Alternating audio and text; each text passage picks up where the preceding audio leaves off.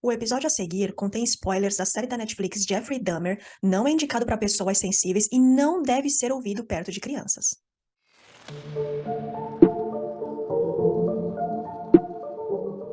Jeffrey Lionel Dahmer. Nessa altura do campeonato, você com certeza já escutou falar dele. Um homem que assassinou 17 pessoas, todas do sexo masculino, entre 1978 e 1991. Seus crimes envolviam estupro, necrofilia e canibalismo.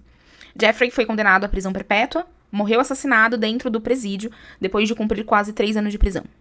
Um fato interessante na vida dele, e que não é abordado com detalhes na série, é que Jeffrey era descrito como uma criança enérgica e feliz. Mas seu temperamento mudou quando passou por uma cirurgia de hernia inguinal, pouco antes do seu aniversário de 4 anos. E tem relatos, inclusive, que no pós-operatório, diante de tanta dor, ele chegou a pedir para que cortasse o pênis dele. Mas será que a cirurgia realmente mudou o Dahmer? Olá, eu sou a Marina, psicóloga.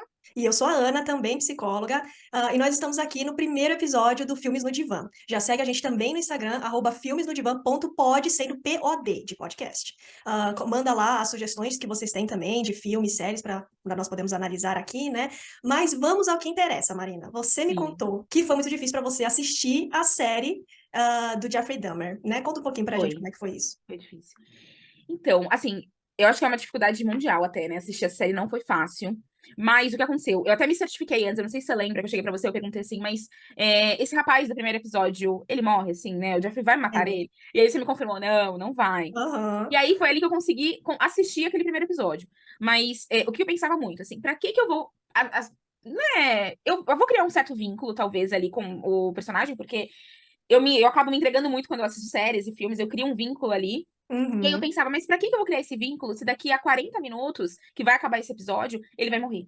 E aí Exato. aquilo mexia muito comigo. E aí, quando você me certificou, olha, não, esse rapaz, ele não vai morrer, o Jeffrey não mata ele, foi onde eu consegui assistir o final do primeiro episódio. Uhum. Mas que mexeu muito, mexeu, né? Não, com certeza. Acho que essa intenção da arte é fazer a gente sentir aquela É, empatia, a gente sentir ali naquele momento, né? Quando você consegue realmente entrar naquele mundo é quando você sabe que os atores fizeram um ótimo trabalho. Eu lembro de ter ficado com uma angústia muito grande durante vários episódios. Os últimos, então, que fala a visão da família sobre o que aconteceu, né? A família dos meninos que foram assassinados, também foi muito pesado. Então, assim, sim. eu imagino que realmente, pra mim, assim, foi difícil, mas eu tentei me distanciar ao máximo. Falei, não, nós temos um trabalho a fazer aqui, nós temos que analisar esse filme para as pessoas. E aí foi dessa Foi. forma que eu consegui. Foi essa experiência aí que eu tive também. E aí nós vamos trazer então a questão, né? Qual foi a pergunta que você fez no nosso comecinho aqui do podcast? Ah, sim, né? Se foi a cirurgia que mudou o Dahmer, né? Assim, o que é uma pergunta muito parecida com a pessoa nasce assassina ou se torna, né? É o Uhum. ambiente que cria isso ou a pessoa já é uma parte genética? A pessoa já nasce com essa predisposição? E é uma pergunta aí que mais de 200 anos faz essa pergunta, mas que Sim. ainda não conseguiram concluir. Existem Pesquisas, alguns né? estudos mais atualizados sobre a parte da ressonância mesmo do cérebro, com partes alteradas no cérebro, mas ainda não conseguiram concluir e chegar realmente na resposta Uma objetiva resposta. de como que é. Não, Sim. com certeza. Então, às vezes, todo mundo pergunta, você acha que ele nasceu assim ou você acha que não, a sociedade transformou essa pessoa? Não tem ainda como responder essa pergunta cientificamente. Tanto é que a gente tem. A única coisa que a gente sabe dentro do processo da história do Dahmer é que houve uma mudança comportamental diante da cirurgia. Agora, se é uma fantasia ou não da criança, a gente não vai saber dizer justamente por conta da idade que ele tinha. O que eu fiquei imaginando é como é que você faz um diagnóstico de uma criança de 4 anos, né, que é muito complicado, tanto pela idade, a questão da fala, ele era um menino bem introvertido, mas principalmente porque entrou uma questão dele sair da realidade. Mas até que ponto é uma fantasia que já está demonstrando uma normalidade de comportamento, e até que ponto é só uma fantasia infantil, me tira realmente isso de mim porque eu tô sentindo muita dor. Sim, sim. Ele não tinha nem 4 anos completo, parece, né? Parece que foi próximo ao aniversário de 4 anos. Então, a gente tá falando de uma criança de 3 anos e alguns meses ali. Então, Uhum. mas a única evidência que mostra dentro da história, que segundo o pai relata, foi uma mudança comportamental após essa cirurgia. E também, Ana, acho que é legal a gente trazer a gente começar a analisar sobre uma ótica da crítica social mesmo, que traz a série. Sobre Uhum. racismo, sobre homofobia. Sim.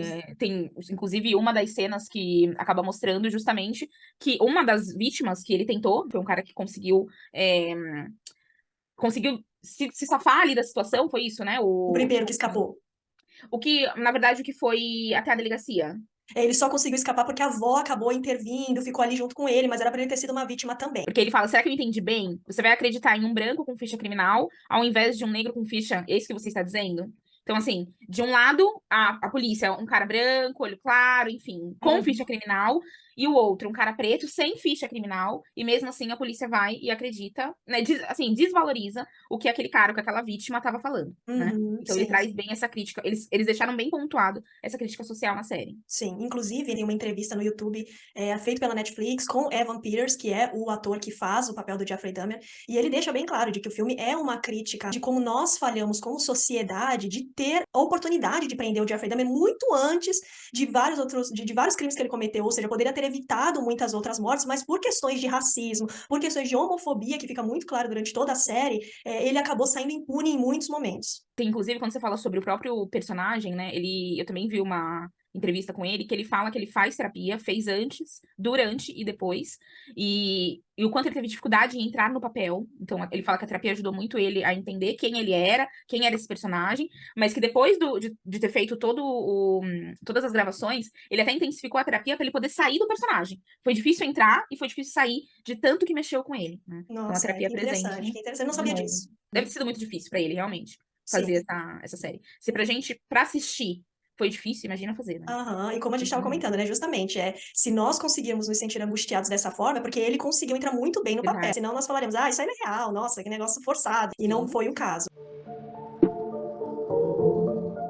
Mas vamos entrar mais a fundo agora na análise do comportamento mesmo do Jeffrey Dahmer para que, né, o pessoal aí em casa consiga entender também melhor do que a gente observa dele. Vamos falar um pouco sobre a família, então? Vamos. Acho que a família é um pilar importante para a gente começar falando. A primeira interação social de toda criança são com os pais, família, os responsáveis. E a gente consegue observar ali na série como a família dele é muito disfuncional. Então ele mostra tentativas de suicídio da mãe, tentativas, né, com S, porque parece que ela tentou tantas vezes, que mostra assim muito claro o pai, ela indo numa ambulância, entrando numa ambulância, e o pai falando: parabéns, olha, mais um show, você conseguiu, mais uma tentativa. Então, como isso é agressivo? Uma pessoa que não leva a sério uma tentativa de suicídio, é uma pessoa que talvez esteja pedindo ajuda. Então, e mostra, claro, o Jeffrey participando, assistindo tudo isso, ficando quietinho nos cantos da casa, olhando, ouvindo as brigas deles, e muita violência doméstica entre os pais também. E até um alerta aqui, né? Assim, um parênteses. Só pra gente refletir, assim, os pais refletirem como que tá sendo a interação atualmente, né, dentro de casa. Porque essa violência doméstica que existe dentro de vários casais aí disfuncionais, o quanto isso é prejudicial pra criança. E aí, muitas vezes, os pais estão lá falando, não, nós estamos juntos por causa do filho, mas está dentro de um ambiente super violento. Inclusive, quando você fala sobre essa questão do pai desvalorizar um pouco o que essa mãe estava sentindo. O quanto isso pode ter impactado ali, também dentro do cenário daquela casa. Porque a mãe entrando numa ambulância e ainda assim o pai desvalorizando o que estava acontecendo ali, né? Achando que era um show, que era só um espetáculo. Que não era nada daquilo que estava acontecendo, né? Não é um show. A tentativa de suicídio não é um show. E eu acho que o que eu vi também é, assim, muito a questão, de novo, do desrespeito no momento, com outras pessoas, tentando ajudá-la. O menino, sabe, assim, em nenhum momento a gente vê, eu fiquei imaginando assim, nossa, o que eu faria nessa situação? Eu penso muito nisso. Nossa, eu acho que eu sairia correndo, abraçaria o meu filho. Ai, filho, como é que você tá? O filho que encontrou ela. Eu não sei como é que foi a tentativa, eles não mostram, né? Mas acho que ela tá jogada na cama. E o Jeffrey que encontra ela e chama a polícia. Tanto que ele chama a polícia, desculpa, chama a ambulância. E aí ele até fala: foi você mesma, Joyce, que chamou a ambulância. E aí eu acho, não, agora a memória me falha um pouco, que o menino fala: fui eu. Então, quer dizer, e aí é que ele vai, abraça o filho, mas não é a primeira coisa que ele faz. A primeira coisa que ele faz é agredir a esposa, que talvez não esteja nem consciente. E aí, né, Marina, se a gente for falar um pouco desse comportamento do psicopata, algumas pessoas perguntam, como é que são os pais? Porque depois do que aconteceu com o Jeffrey Dahmer, pelas notícias, os pais comentam como a casa deles foi assim, não sei se essa é a palavra, de que as pessoas ficaram jogando ovo, ficaram jogando comida, e fica uma raiva, a gente sabe de outros casos de tiroteio em escolas, de como é difícil para os pais voltarem a ter uma vida normal. Mas, o que você pode contar pra gente do padrão desse comportamento meio psicopata? O que a gente sabe sobre isso? Então, o que se vê hoje nos estudos é a falta de empatia por parte dos pais e cuidadores. O que eles estão aprofundando e vendo o que tem em comum em todos os assassinos em séries é essa falta de empatia ou falta de habilidade social desses pais, desses cuidadores, em desenvolver o que a gente chama hoje de empatia.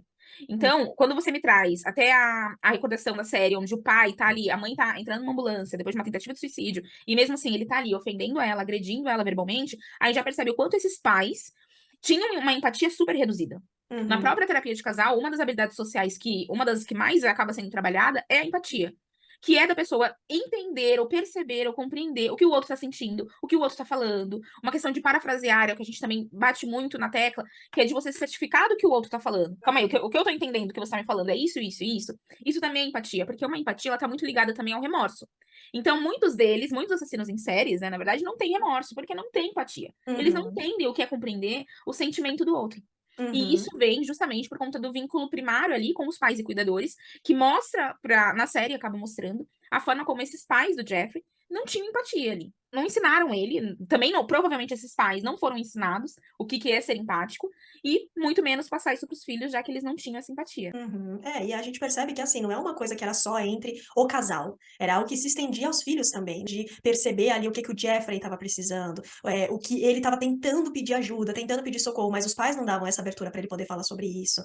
E antigamente tinha uma pirâmide homicida, então era uma pirâmide que previa se a criança teria traços agressivos, uma personalidade agressiva. E essa tríade, essa pirâmide, ela foi desenvolvida por McDonald, que não tem nada a ver com o McDonald's que a gente conhece, do Sim. fast food, e ele encontrou que existem 3 fatores que quando você encontra já na infância, no começo da adolescência ali, pré-adolescência, digamos assim, você poderia predizer se aquela criança, se aquele pré-adolescente seria agressivo, que era atear fogo nas coisas, né? Então, às vezes, existem crianças, jovens que ateiam fogo na casa, ateiam fogo em pequenas coisas, fazem, né, muita fogueira e põem fogo nas coisas. Fazer xixi na cama, então, por mais que pareça surpreendente, quando a criança já desfraldou e ela já tem uma certa idade, vamos dizer 10, 11, 12 anos, e ela ainda faz xixi na cama, uma certa constância, também era um sinal que ele encontrou em vários serial killers.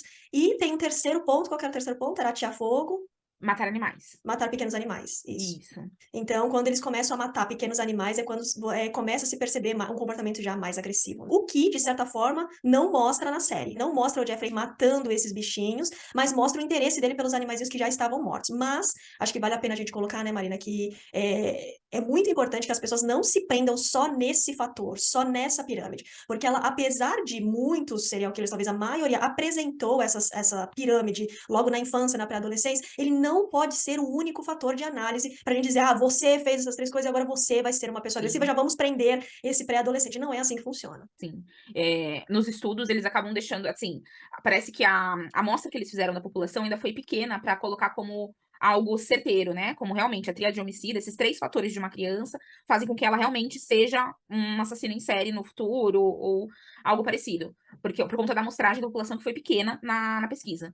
Mas que, de qualquer forma, o que eles conseguiram concluir até o momento foi a falta de empatia mesmo. Uhum, que é um dos fatores, né? Eu acho que eu vi também alguns estudos falando dessa falta de empatia e a família disfuncional. Violência, pesquisas recentes mostram que pais violentos tendem a gerar, assim, no sentido de desenvolver na criança um comportamento violento também, porque é o que ela aprende como sendo normal. Se você vive numa casa onde é natural que seus pais batam um no outro, se ameacem com uma faca, em determinado momento você fala, isso é o normal, é assim que as pessoas agem lá fora, né? Então acaba levando também esse comportamento para a vida adulta. Continuando até essa questão dos pais, da família disfuncional, a questão do divórcio, como que ele passou pelo divórcio dos pais. Que a gente consegue ver na série também, os pais jogando o Jeffrey um pro outro. O que a gente vai fazer com ele? Ah, eu não sei, ele já tem 17 anos, você se vira com ele. Aí o pai, mas, né, e pra onde ele vai? O que ele vai fazer? Tanto que o Jeffrey já demonstrando que tinha uma dificuldade, né, de se manter nos empregos, de se manter nos lugares, e o pai meio que não queria perceber essa dificuldade dele, jogou ele no exército, jogou ele na faculdade, mandou ele pra Miami,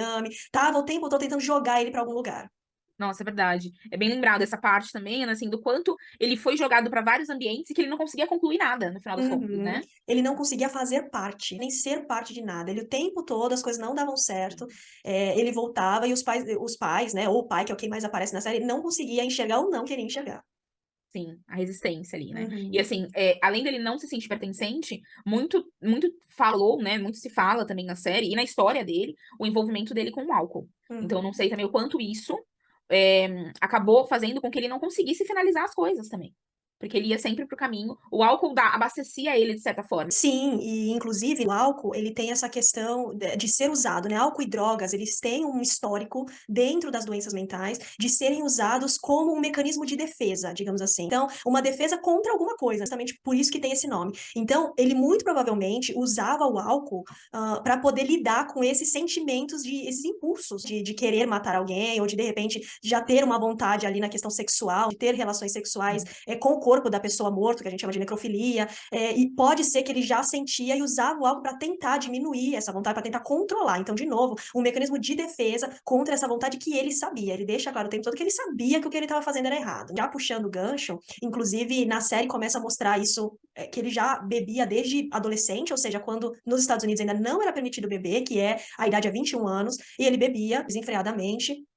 E o momento que a gente mais percebe isso, que fica mais claro, é quando a mãe vai embora. Então, logo depois desse divórcio que nós estávamos conversando, ele chega em casa, a mãe tá pegando as coisas dela para levar embora, e é uma cena muito triste. Assim, eu considero uma cena para mim muito triste, porque ele fica de um jeito falando: "Mãe, mas eu tenho escola, eu tenho que terminar o semestre". Quer dizer, ele se incluindo na vida dela, ela fala: "Do que você tá falando? Você vai ficar com seu pai, eu tô levando seu irmão", que acho que é David o nome, "tô levando o David Uhum. e você vai ficar". Então, quer dizer, né, ele achando que, mais uma vez, né, tendo aquela esperança de que ele ia fazer parte, e ela completamente sem empatia, né, já: "Não, você vai ficar com seu De pai, né, eu novo. não quero nada com você". E aí quando ele percebe que a mãe tá falando desse jeito, o que que ele faz? Ele toma justamente o papel do pai e começa a agredir a mãe da mesma forma que o pai faz. "Ah, então vai lá perseguir seus OVNIs", né, querendo fazer, né, ela sentir-se ridícula ali naquele momento, justamente copiando, né, o comportamento do pai. E eu tive a impressão de que é depois desse abandono da mãe, que ele, pelo menos é o que mostra na série, que ele começa a beber ainda mais pesado e que ele parece ter uma alucinação, né, uma dissociação da realidade,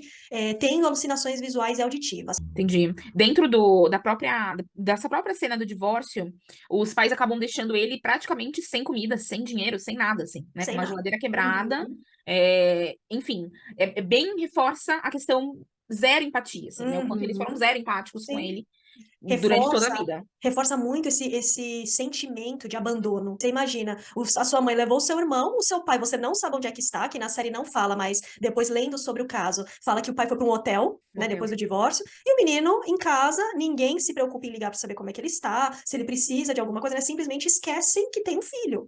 E ele com certeza sentiu tudo isso, tanto que na alucinação é como se ele tivesse alguém ali com ele. Ele com o rapaz, ele brindando ali com o rapaz, bebendo, né, reforçando essa questão de que ele realmente queria estar com alguém, que a gente vai puxar mais pra frente essa frase que ele falou tantas vezes na série, que é: "Eu estou cansado das pessoas me abandonarem". É muito forte isso, né? Ele tem uma questão do abandono muito, muito grande. E assim, o quanto ele queria, talvez, até ser aceito, de alguma forma, por esses pais, assim. Ser aceito, ser cuidado, e não foi. Foi negligenciado, teve aí uma negligência. E junto com isso, ele traz muito esse aspecto do abandono na própria, no próprio ato de assassinar as pessoas. Então, já puxando essa questão, até que você colocou, que ele fala, acho que no primeiro episódio ele fala, né? Tô cansado das pessoas me abandonarem, que é quando o rapaz ele tenta ir embora, porque ele percebe que a situação não estava muito favorável ali, né? Tava estranho. Uhum. E aí ele tenta ir embora, e aí ele vem com: "Eu estou cansado das pessoas me abandonarem".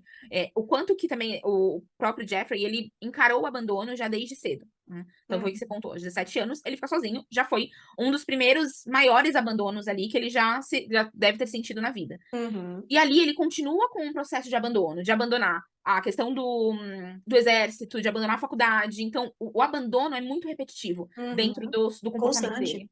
Ele repete várias vezes na série que está cansado das pessoas abandonarem. A gente até consegue, pensar assim: "Nossa, ele talvez ele tenha um pinguinho de sentimento ali em algum lugar onde ele fala que queria pertencer, que queria ter alguém", né, ao mesmo tempo que ele não consegue. Então, a gente percebe uma falta, de habilidade social, porque você não vê ele tendo amigos, ele fazendo amizade com aqueles rapazes, você vê que tem sempre uma questão dele sendo dominador, sendo aquela pessoa que: "Olha, eu vou te dar bebida, você quer uma bebida? Eu pago a bebida pra você, eu pago não sei quanto pra você tirar umas fotos". O jeito dele é oferecendo, porque ele não sabe oferecer o que ele tem. Sim. Quando você fala sobre essa questão da dominação, até me lembrou, porque na série não mostra, não deixa claro, mas também é só um parênteses que também dentro dos estudos dos serial killers e dos assassinos em séries, é que geralmente é um pai ausente e uma mãe dominante. Não mostra isso na série, a gente não sabe o quanto essa mãe foi dominante ou não, mas que ele é dominante, né? Uhum. Um dos comportamentos maiores que ele tem é realmente de dominância. Sim, inclusive essa questão sexual. Então você percebe claramente que não tem uma troca sexual. Não tem nenhum tipo de troca com as pessoas que ele mata ou com as pessoas à volta dele. Não tem troca nenhuma. E sexualmente você percebe cada vez mais, porque os rapazes até tentam, né, alguma coisa, achando que o que ele quer é um sexo natural, né, como as pessoas normalmente têm com troca. E não é aquilo. Ele fala, ai, não, para, só já falei que a gente vai assistir aqui, a gente vai terminar de assistir lá o Exorcista, e aí depois a gente vai tirar umas fotos. Quer dizer, do jeito que ele quer. E tanto é isso que se prova com a necrofilia. É a questão dele realmente sentir prazer sendo o dominante e a pessoa simplesmente não participando. E aí, alguns outros pontos que eu reparei, assim, na série que eu acho que é legal pra gente trazer, porque eu achei importante numa análise de diagnóstico, que a fala dele, uma fala constante que ele tem de por que você tá tão emotivo, né? Então, em inglês ele fala, why are you so emotive? Então, é um jeito tão estranho de se referir a uma pessoa, porque você imagina, alguma vez na vida, você, alguém que tá escutando a gente, já falou pra pessoa assim, a pessoa tá lá gritando com você, ou tá com medo, querendo dizer, você fala, nossa, por que você tá tão emotivo, né? Uma palavra tão estranha. E eu acho que pode demonstrar muito uma dificuldade dele de entender os sentimentos. Ele não sabe o que aquela pessoa tá entendendo, ele sabe que aquilo é uma emoção. Então ele pergunta, por que você tá tão emotivo? Mas não, nossa, por que você tá tão nervoso? Por que você tá tentando fugir? Do que você tem medo? E ele, assim, isso é algo super interessante, super trabalhado também, né, na terapia, nos processos terapêuticos em geral, é a gente nomear o que a gente tá sentindo. Ele não Uhum, conseguia nomear, ele não conseguia nem entender o que o outro estava sentindo. De novo, a gente retoma sobre a questão da empatia. Compreender uhum. o que o outro está sentindo. Ele era incapaz de compreender isso. Incapaz de compreender o medo do outro, a raiva do outro, a angústia do outro. Que realmente ele não tem compreensão emocional alguma. E aí tem, né, depois partindo aí desse ponto aí, a gente também percebe o jogo, ele criou um jogo quando ele era criança, e quando ele tá com um dos rapazes que ele vai assassinar, ele comenta a regra do jogo, né, pra mim isso foi muito claro, eu acho que se ele tivesse ido pra uma terapia, qualquer psicólogo perceberia que alguma coisa muito séria tava acontecendo com ele, porque no jogo dele ele fala que é um jogo onde você tem que ir tentando chegar lá no meio, não lembro direito qual é o nome que ele usou, mas que o truque daquele jogo, que parece muito fácil, é que se por um acaso os dois pininhos ficarem juntos, o dele e da outra pessoa, o jogo acaba e eles são enviados para um universo paralelo. Ou seja, ele já estava falando de que se alguém fica muito próximo dele, morre. Sim. Simbolicamente. De forma muito Simbolicamente. simbólica, mas e muito nítida. E apesar de, naquela época, ele não matar ninguém, ele já entendia que não tinha como outra pessoa ficar próxima dele. Que na cabeça dele, com a fantasia, era ser enviado para um universo paralelo que mais tarde a gente entende que é a morte. Durante todo o processo da série, ele chega a passar por alguma terapia? É mostrado isso? Mostra depois que ele é preso. Então, até pelo Ah, sistema nos Estados Unidos, como ele foi preso ali, nem lembro qual das vezes que ele foi preso, mas ele passa pelo psiquiatra, pelo psicólogo, e aí também não sabemos se é verdade, essa parte eu também não consegui encontrar em nenhuma outra fonte, desculpe. Mas assim, mostra muito o psiquiatra conversando com ele, e aí quando ele fala que tem uma questão sexual diferenciada, ele tenta falar alguma coisa, e aí o psiquiatra fala alguma coisa assim, mas é natural você se sentir excitado com isso, porque tem, né, na mulher, a gente percebe tal situação quando ela está excitada, e aí ele faz assim, ele só faz isso, que é o jeito dele, né, ele é muito sem fala, é muito mudo, e esse sim. dele, a gente, né, que tá por trás, que tá assistindo, a gente já percebe que não faz sentido nenhum pra ele, as pessoas o tempo todo falando de mulheres, quando você vai arranjar uma namorada, a mulher quando tá excitada, não é o que ele tem interesse, então ele já faz de um jeito assim, você não me entende, você não vai ser capaz de me entender, e eu não vou conseguir pedir ajuda pra você. E ele tentou pedir ajuda pra essa família, mas ninguém enxergou, né? Talvez Aham. desde criança ele deu vários indícios ali entre criança e adolescente, mas também ninguém enxergou ele, né? Claro. E também, assim, não culpando, né, os pais, as pessoas, porque Sim. é uma situação difícil de você observar, acho que principalmente sendo seu filho, muitas vezes você não quer enxergar algumas coisas, a falta de empatia deles ajudou a eles se cegarem, né, e não perceberem que o menino estava precisando de alguma coisa, mas mostra, assim, mesmo depois de adulto, né, o Jeffrey tentando falar, pai, tem alguma coisa comigo, e aí na hora que fica aquele silêncio, o pai não permite que ele realmente se abra e fale, o pai vai falar, então, o que vocês acham da gente fazer tal coisa? Ótima ideia, e acabou. Entendeu? E aí ele fala, tá bom, sabe assim? Então, mostra que o pai também estava desconfortável e não aguentou, né? Não deu espaço para ele poder falar o que ele precisava, o que ele queria. O que também deve ser muito difícil, né? Quando a gente para pra pensar nessa situação. Uhum. Porque o pai, ele entrou num modo ali desligado pra poder sobreviver ao que estava acontecendo, de certa Uhum. forma. E aí, por último, eu só queria comentar, que eu acho bem interessante, a caixa de memórias. Achei um simbolismo muito grande também na série, que a avó tem uma caixa de memórias do pai dele, né? Não do pai dela. E ela tem aquela caixa caixa, e na hora que ela abre pro Jeffrey, ela tem várias fotos do pai ganhando prêmios, medalha, tal, de honra, coisas da escola. E aí o Jeffrey, a primeira coisa que o Jeffrey fala é: nossa, eu queria ter uma caixa como essa. Ele já grande, ele já adulto. E aí a avó fala: ai, mas não seja por isso, eu te dou essa caixa, se você quiser. Aí ele: não, vó, mas ela nunca vai estar cheia dessas memórias, porque ele não tem nenhuma. Então, assim, foi muito forte, né? Muito emotivo, como ele diria. Mas aí o que acontece depois? A avó dá essa caixa pra ele e ele guarda a cabeça de uma das pessoas que ele assassinou lá dentro. Então, assim, é muito forte, mas também tem um significado. Que as únicas memórias boas que ele tem, lembranças boas pra ele, são das mortes que ele comete. São Né? as mortes. Fora isso, ele não tem o que guardar na caixa de memórias. Antes da gente partir para a próxima parte, eu queria falar, acho bem importante a gente colocar, a gente colocou logo no começo, falamos sobre até que ponto a gente consegue culpar os pais, responsabilizar, né? A palavra culpar é um pouco forte, responsabilizar os pais pelo filho apresentar sinais de psicopatia, de falta de empatia, né? Ser um assassino, ser agressivo, mas são pessoas agressivas, então até que ponto a gente pode culpar os pais por essa? Então, assim, eu tive a impressão de que às vezes a gente conversando aqui, a gente pode passar a impressão para as pessoas que estão ouvindo a gente, de que, foram os pais, ó, a falta de empatia deles, a mãe suicida, né? Tentativa de suicídio, o pai agressivo, tal. Ao mesmo tempo que teve sim a responsabilidade dos pais em cima dessa criança, a gente precisa dizer que também poderiam ser pais completamente amáveis e poderia ter acontecido a mesma coisa. Ou então, os pais, né, muitos pais pelo mundo afora tratam as crianças da mesma forma, têm famílias tão disfuncionais quanto, e os filhos não tornam-se assassinos. Pelo contrário, às vezes se tornam adultos até amáveis, que entendem a dificuldade e trabalham em terapia. A gente recebe várias pessoas assim, que entendem as dificuldades que foram geradas pela família, aprendidas com a família, mas que eles estão se esforçando, estão em terapia, porque eles entendem que não é dessa forma e querem ser diferentes. Então, só pra gente colocar esse parênteses, que no Dahmer a gente consegue perceber isso analisando ele, mas que não é algo que a gente coloca a responsabilidade apenas nos pais, e ele poderia sim ser mais resiliente e, de repente, né, apresentar um comportamento completamente diferente. Diante das experiências corretivas até de vida que ele teve, além também da família. Então, o vínculo que ele teve com essa avó, ou com colegas de escola, poderia também ter sido como uma experiência boa pra ele, pra que ele também flexibilizasse todo esse comportamento, mas não foi o que aconteceu com ele. Bom, agora falando um pouco sobre o diagnóstico. Então, como vocês podem perceber, a dificuldade de um diagnóstico, a gente precisa usar tudo isso, né? Uma timeline ali da vida da pessoa, tudo que aconteceu, por quanto tempo determinadas ações aconteceram pra gente entender e poder chegar num diagnóstico. O diagnóstico do Dahmer não é um diagnóstico fácil, não foi. Eu li bastante sobre isso, assisti alguns vídeos. É natural que muitas pessoas até entendam que, ele é um psicopata. Nem todo assassino em série ou assassino é psicopata. Então, o psicopata, dentro de um diagnóstico médico, é conhecido como transtorno de personalidade antissocial. Não foi, né, o primeiro diagnóstico dele. Então, o diagnóstico que, quando ele foi preso pela última vez, vários psicólogos e psiquiatras se reuniram, e os diagnósticos que deram para ele foi transtorno parafílico, em primeiro lugar, depois transtorno de personalidade borderline, e depois transtorno de personalidade esquizotípica. E agora a gente vai falar um pouquinho sobre esses 3 transtornos para vocês entenderem um pouco melhor. O primeiro, o transtorno parafílico, ele é um comportamento ou impulsos sexuais anormais caracterizado por fantasias e desejos sexuais intensos e recorrentes.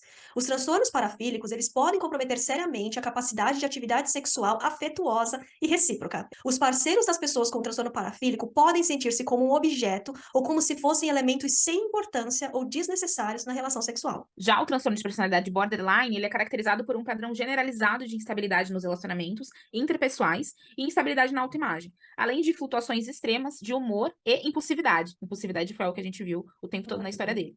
Pacientes com transtorno de personalidade borderline não toleram estar sozinhos, fazem esforços frenéticos para evitar o abandono e geram crises como tentativas de suicidas, de tal forma que levam outros a resgatá-los e cuidar deles. E no terceiro ficou o transtorno de personalidade esquizotípica, que é caracterizado por um padrão generalizado de desconforto intenso com relacionamentos íntimos e percepções distorcidas da realidade. Então, como por exemplo, um pensamento mágico, que seria o Dahmer com a fantasia de que com o canibalismo, né, ingerindo as pessoas, ele evitaria que elas o abandonassem e elas estariam sempre com ele, que é algo que ele declarou em várias entrevistas.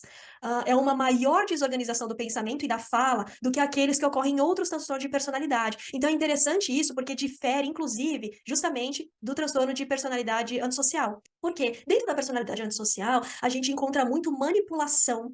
Então, são pessoas extremamente organizadas nos pensamentos, são pessoas que sabem exatamente como manipular e sabem que o que eles estão fazendo ali é errado, que eles precisam manipular a justiça, precisam manipular as pessoas. Isso é algo bem característico.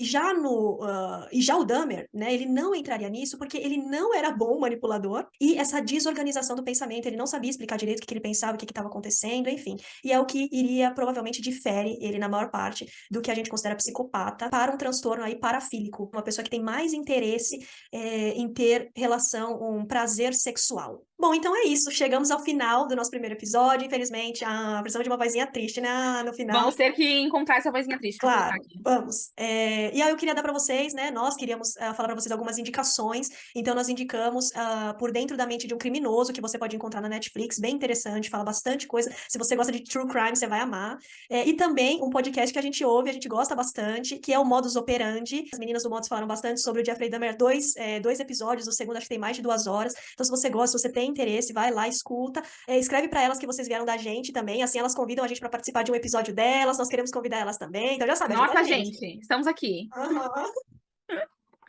Bom, gente, obrigada por ter escutado a gente até aqui. A gente já vai finalizar esse primeiro episódio. Lembrando que no nosso Instagram, que é filmesnodivan.pod, POD de podcast, tem lá uma publicação falando sobre esse episódio. Se você puder dar a sua sugestão, sua crítica, o que a gente pode melhorar. E também sugerir o próximo tema, né, do nosso próximo episódio do podcast. Vai ser super válido. Então é isso, gente. Tchau, até a próxima. Tchau.